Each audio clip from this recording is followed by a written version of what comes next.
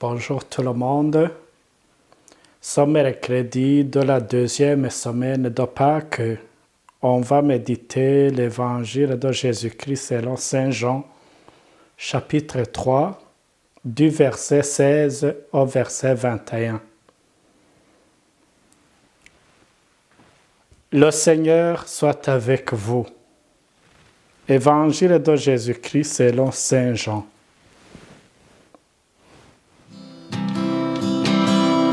C'est Jésus, le roi des rois, c'est Jésus, le bon pasteur. Alléluia, Alléluia, Alléluia,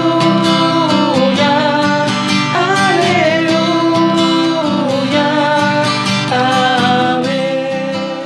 Dieu a tellement aimé le monde qu'il a donné son Fils unique, afin que quiconque croit en lui ne se perde pas, mais obtienne la vie éternelle. Car Dieu a envoyé son Fils dans le monde, non pas pour juger le monde, mais pour que par lui le monde soit sauvé. Celui qui croit en lui échappe au jugement. Celui qui ne croit pas est déjà jugé, du fait qu'il n'a pas cru au nom du Fils unique de Dieu.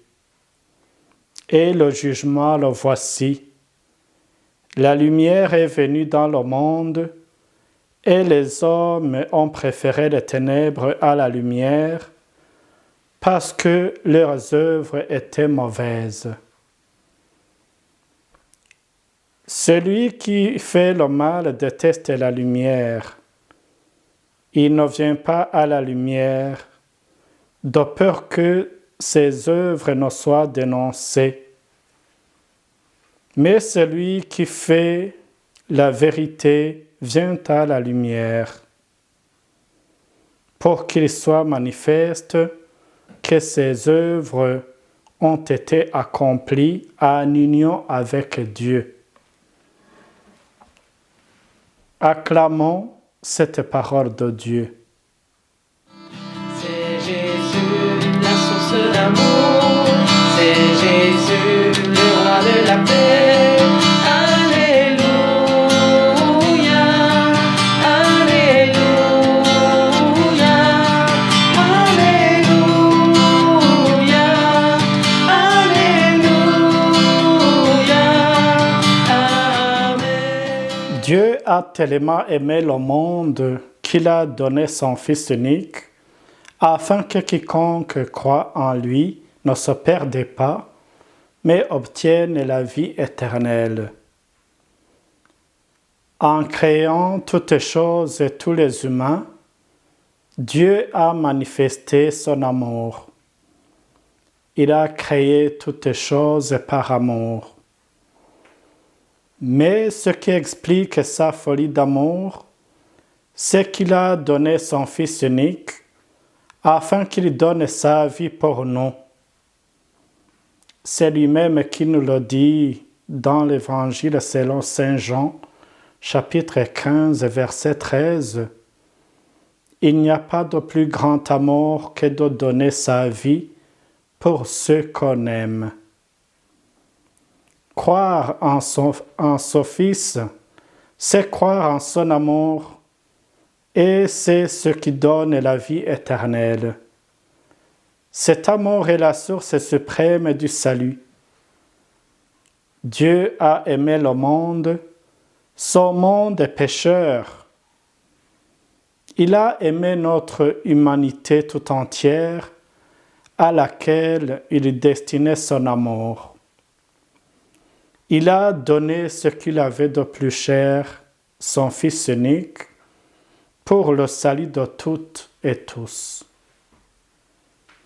Jésus apporte au monde la bonne nouvelle de la réconciliation et de la paix. Il n'est pas venu sur terre pour juger et condamner les humains. Au contraire, il a donné sa vie pour leur obtenir le salut et la vie éternelle. Croire en Jésus, c'est adhérer à lui, à sa parole, c'est essayer de l'imiter dans son comportement et dans ses œuvres. Pourtant, le Seigneur ne force personne. Nous sommes libres de croire ou non, tout en sachant qu'en rejetant le témoignage de Jésus et en refusant de le reconnaître comme Fils de Dieu et comme notre Sauveur, on se juge et on se condamne soi-même. Ainsi, ce n'est pas Dieu qui nous punit, c'est chacun qui se punit en préférant les ténèbres et en refusant la lumière de Dieu qui est venue dans la personne de Jésus. Celui qui choisit les ténèbres se condamne lui-même en s'occupant de la lumière.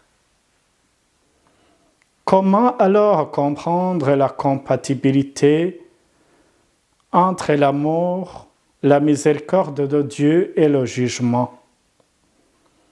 Dieu n'est pas un père laissé-faire. Il nous aime comme ses enfants.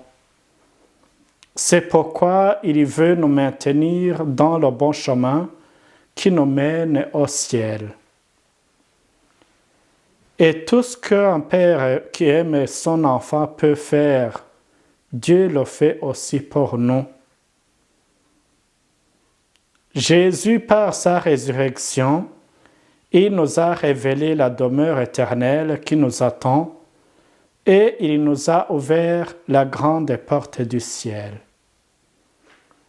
Seulement, il ne nous force pas d'y entrer, mais il nous a donné tout ce qu'il faut pour pouvoir y entrer.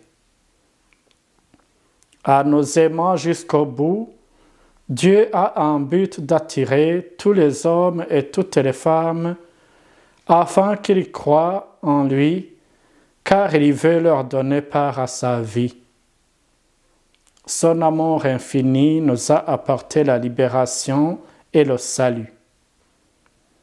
Cependant, en cherchant le bonheur, nous nous trouvons des fois devant une multitude d'opinions et de propositions de ce monde. Et le Christ, par sa passion et sa mort pour nous, il nous a montré qu'il ne faut pas toujours marcher et vivre au diapason du monde, mais de choisir la lumière qu'il nous propose. Si nous accueillons cette lumière, nous serons caractérisés par le service et l'amour comme lui. Ne craignons donc pas de venir à la lumière. Le Seigneur nous connaît et nous aime tels que nous sommes. Approchons-nous de lui pour qu'il nous éclaire, pour qu'il nous guide dans tout ce que nous faisons et qu'il nous aide à chasser toutes les ténèbres de nos vies. Amen.